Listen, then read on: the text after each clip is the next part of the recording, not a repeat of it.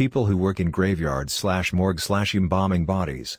What's the weirdest thing you've seen? A nearly 50% calcified heart.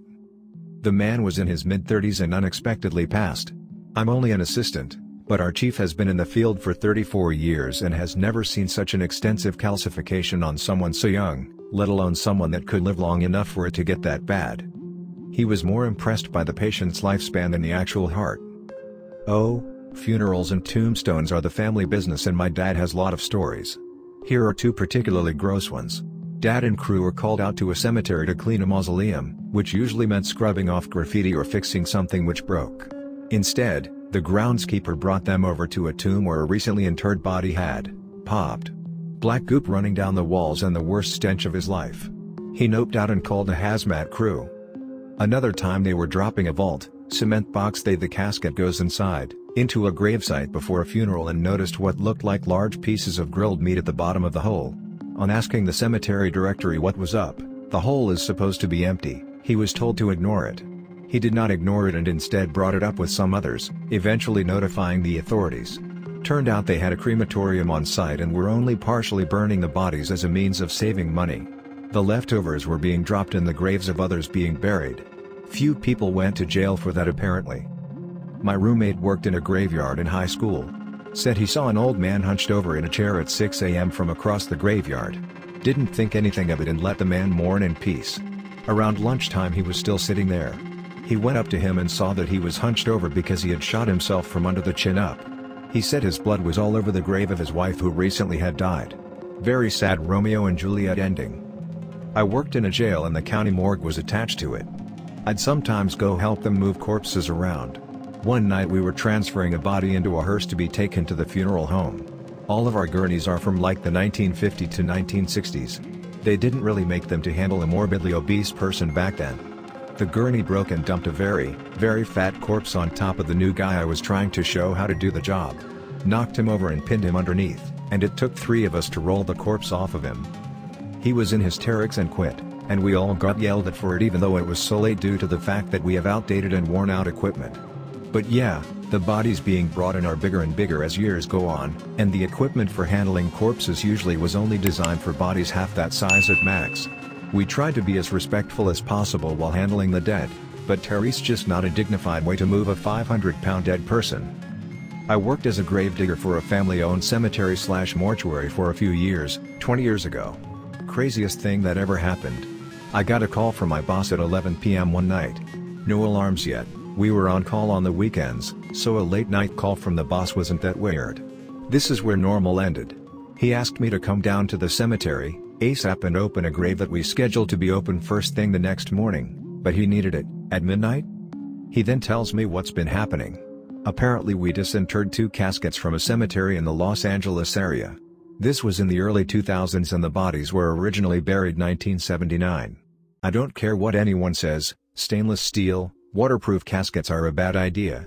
The caskets were intact enough to be removed, but when they were being put into the transportation van, they bumped together, and the corners of the caskets broke, releasing the contents, the fluid contents, all over the inside of the van. The driver was not happy, but got on I-5 to Sacramento anyway for the 6-hour drive. The driver said he gagged the entire trip. He said the smell was so bad he drove with his head out the window to avoid the smell. He called the boss and told the boss that the graves need to be open and ready the second he arrived so that we could get these caskets in the ground and covered as soon as possible. Which we did. The next day, before the mortuary opened, we had locals calling and complaining about the smell. The fire department came by, the police eventually called to inquire about the complaints and the smell. It was coming, not from the grave, but from the van used to transport the caskets. We stripped out the carpet and burned it. The plastic came next and we bathed it in bleach, then drenched the inside of that van with every cleaning chemical that we had. Nothing helped. So, the boss called the insurance company. The adjuster showed up, and the boss met him outside at his car, across the parking lot from the van.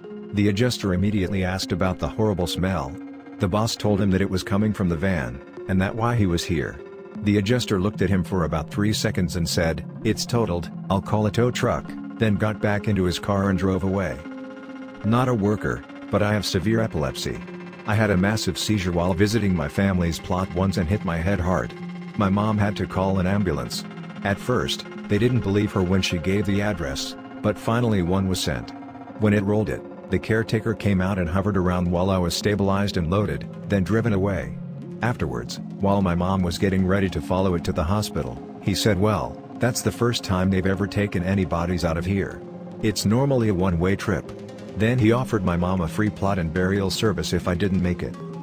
I know the morgue at the hospital I work at has had a couple of bodies there for nearly 3 years. Usually they're foreign nationals and we either can trace the next of kin, or there's some other shit going on in their country of origin that means we can't release the body. They're in a special deep freeze. I had no idea that went on until I bumped into the guy that works there. Worked in a hospital morgue for 3 years, not as clinical stuff but just receiving and releasing the bodies. Besides checking toe tags a few times for mortuaries picking up, I generally didn't have to see or touch the bodies, as they were all in body bags before they came down. That being said, I have a few short stories to share. For cultural reasons, a family wanted to self-transport their deceased relative's body themselves. They are allowed to do this with certain steps taken. Problem was they didn't have anything to transport the body and so they just got a big box and put body in the back of their car, heading for a 2-day drive across Utah/Nevada desert, in the summer. I can only imagine how the trip went. Old military vet died and his large family insisted on walking the body in the ugly body bag down to the morgue with like the whole Taps song playing, and outside the ancient and ugly morgue they did the fold flagging ceremony. Then they all stuck around while we shuffled the body into a crypt, which is not an easy or graceful process. It was so bizarre and uncomfortable trying to do that with them standing there watching and crying. Like, that's what the funeral is for, you don't need to see this part, people. A new nurse didn't know the protocol for premature death of a fetus, so she carried the tiny thing down in a cloth napkin for me. Thanks. A few general oddities: there is always a season of death in a hospital when the new residents are getting settled in and the number of deaths jumps noticeably, then calms down until the next year rolls around and another new batch comes in. Also, there are way more miscarriages and baby deaths than you might think. It's very common. It's also common for either one or both twins to die during or shortly after birth. So my dad worked as material management at a Chicago university in the early 70s. He was one of the guys who took bodies down to the morgue when they died. He shared with me 2 interesting stories that always stuck out. Please keep in mind that my dad was a stoner and pretty resourceful. One of the first guys he had to take to the morgue was extremely overweight. An anomaly for the 1970s. Dad said he was pushing this guy to the morgue and took a turn too hard in the basement just feet from the destination. This huge dead guy goes rolling onto the floor. Dad tried to drag him into the morgue but he couldn't move him whatsoever. He called a maintenance guy down and they used a forklift. This was all in the early morning hours, so not too many people around. They got this guy into the morgue but they made one fatal mistake. They left the guy face down. Dad said he was called into work to explain why this man who passed away last night had a flat face. Dad said the place was sued for that. We are just all bags of meat. The second story has to do with a baby. So beware of that. I don't know many details of the baby. I just know it was a baby and Dad had to take it down. The policy at the time was to treat the baby like any other dead body and to put it on a gurney and take it down to the morgue covered in a sheet. Well, Dad thought it would be pretty obvious that there was a dead baby on the gurney even with a sheet covering it up. So he borrowed a stroller and put the baby in that and covered it up. When he was in the elevator with the baby, some lady wanted to see the baby. She loved babies, I guess, and kept badgering Dad about it. He kept telling her that it was asleep and to keep her voice down. She insisted to the point where Dad finally said, "Fine, yeah, go ahead. Freak that lady the fuck out." I believe he was fired for that. I worked in a funeral home in college. Weirdest thing I saw was a body that reacted to the embalming fluid. Apparently the guy was jaundiced, so the fluid caused a reaction to his skin. He turned green. But in layers, like rock striations. His feet were Kelly green, and the top of his head was a yellowish/lime green. The other was a thing that freaked me out was a photo album the embalmer kept in his office. It had pics of strange or unique deaths. One that still haunts me 30 years later was a pic of a guy that rode his motorcycle through someone's yard and ran into a metal clothesline. It sliced his head off like a razor at the neck. The pic was of his torso, next to his helmet, which still had his head in it. I worked in a cemetery for years, and became good friends with the operator of the on-site crematory.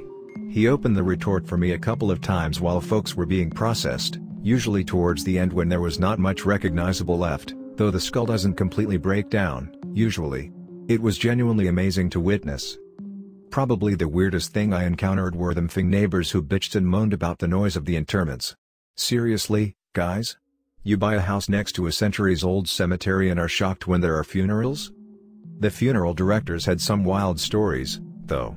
People who die at the top of narrow spiral stairs, a funeral director spraining his wrist lifting a casket into the hearse and tipping the corpse into the street, all kinds of stuff. My father was a funeral director for about 25 years. Most of what he did was pick up bodies from the city morgue or their place of death.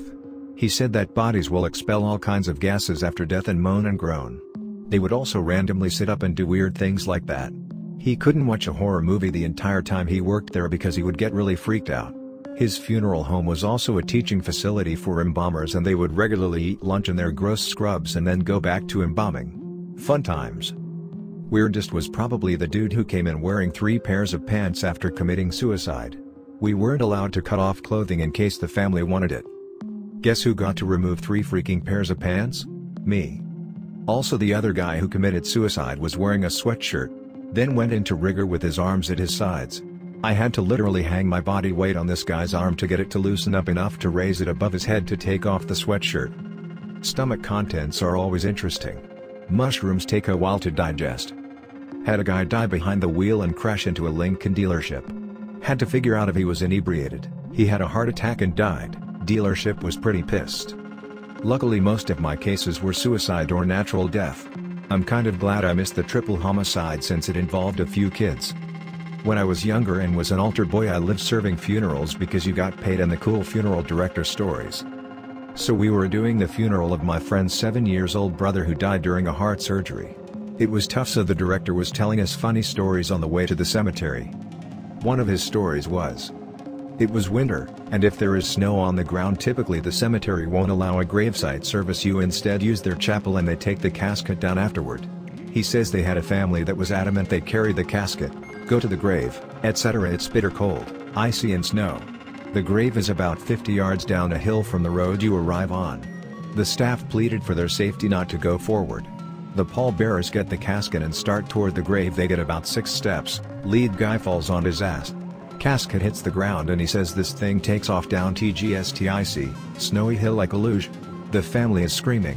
His worry is the casket gets damaged and they'll have to back to the funeral home, etc. He said it felt like slow motion. The casket is flying toward the gravesite and the metal lowering device sure to smash the casket.